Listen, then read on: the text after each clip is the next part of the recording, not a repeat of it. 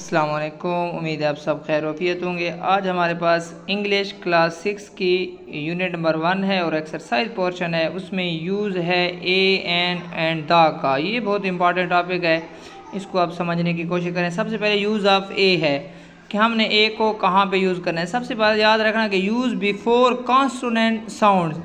जो लफ्ज़ हमारे पास कॉन्सोनेंट से यूज़ होते हैं, कॉन्सोनेंट ऐसे अल्फाज इंग्लिश के अल्फ़ाबेट जो होते हैं दो किस्म के होते हैं। एक को हम कहते हैं वावल AEIOU, और इनके अलावा बाकी जो 21 अल्फाज हैं वो कॉन्सोनेंट हैं। तो उनसे उनकी जो आवाज़ देते हूँ उनसे पहले आपने क्या यूज़ करना होगा, उनसे पहले आपने ए यूज़ करना होगा।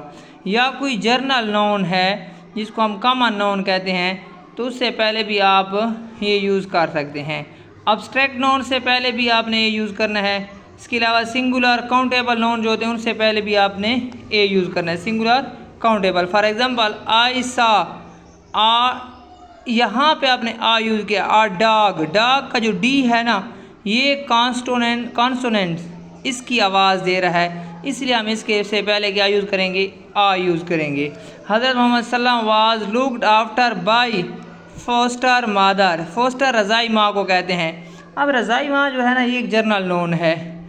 अब इससे पहले एफ आया हुआ है, ये भी आपके पास क्या है, कॉन्सोनेंट है, तो इसलिए हमने यूज़ किया है आ। I need a pen. अब पेन जो है ये पी से स्टार्ट होता है, जर्नल नाउन है, इसलिए इससे पहले हमने आ यूज़ किया है। He is a doctor, doctor D से स्टार्ट हो रहा है, इसलिए हमने यूज़ किया है आ। ही नेवर टोल्ड अ लाई। लाई जो है ना ये अब्स्ट्रैक्ट नाउन है, अब्स्ट्रैक्ट नाउन को हम आगे स्टडी करेंगे, इसलिए हमने इससे पहले आ यूज़ किया है।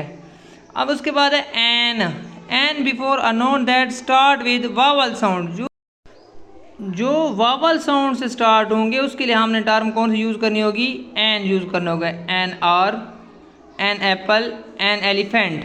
या सिंगुलर वावल नोन हो that start with H silent, जो एच से स्टार्ट हो तो लेकिन एच उसमें क्या हो, साइलेंट हो। जैसे हावर नहीं है, ये आवर है। आवर यहाँ पे एच क्या हो गया, साइलेंट हो गया, तो इससे पहले हमने एन लगाना है।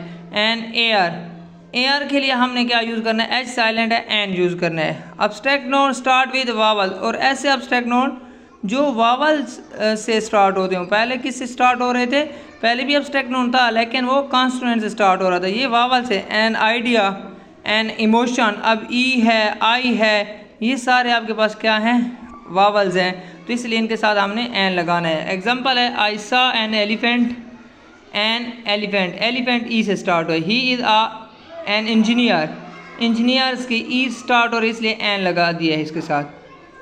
उसके बाद है हमारे पास दा, कि दा कहाँ पे यूज़ करते हैं, तो दा जो है ये स्पेसिफिक है और प्रीवियस मेंशन नोन, जो पहले इस्तेमाल जो था। I am reading the book you lent me, मैं वो किताब पढ़ रहा हूँ जो आपने मुझे दी थी।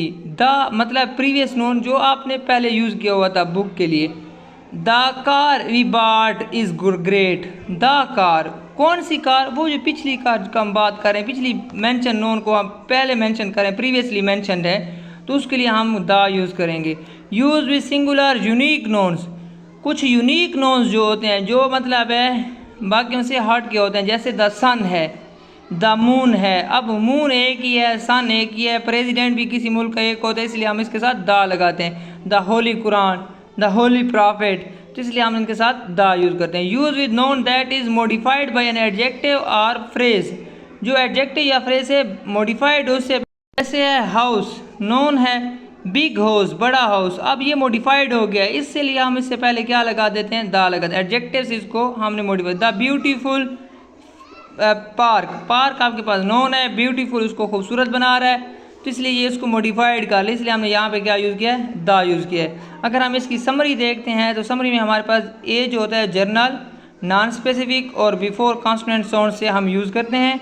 एन जो है जर्नल के लिए या नॉन स्पेसिफिक के लिए होता है और बिफोर वावल्स के लिए यूज़ करते हैं। द जो है ये स्पेसिफिक है, डेफिनेट के लिए यूज़ करते हैं या प्रीवियस मेंशन नोन के लिए यूज़ करते हैं।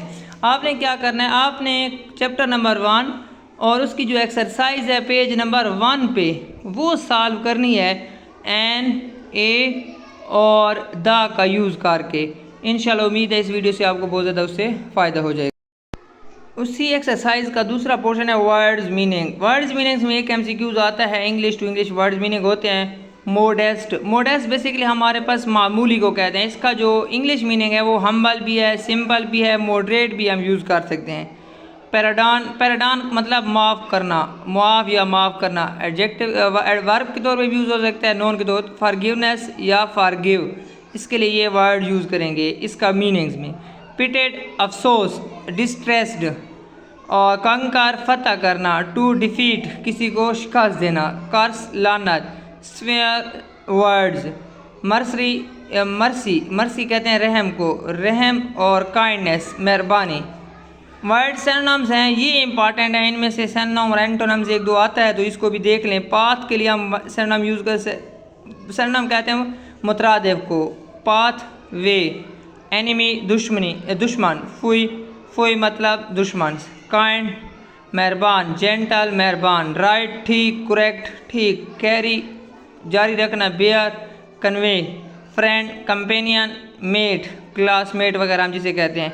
तो ये हमारे पास एंटोनम और सिनोनिम्स हो गए, वर्ड्स मीनिंग भी हो गए। इसके बाद है दूसरा यूनिट जो है, उसकी यूनिट नंबर 1 की जो दूसरा लेसन है उसके में पहले है नोन।